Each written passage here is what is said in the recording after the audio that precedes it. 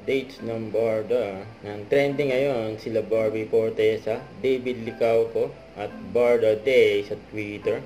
Dahil nga, Happy Barda Day. Ayan, post na Sparkle GMA Artist Center, Happy Barda Day. Ayan, kila Barbie at David. Stay tuned for their Kapuso profile soon on gmanetwork.com. You know. Ayan pa nga yung actual. Ayan si Barbie yung nagbibideo. Nila David, you know. Happy Barda Day. Kila Barbie at David.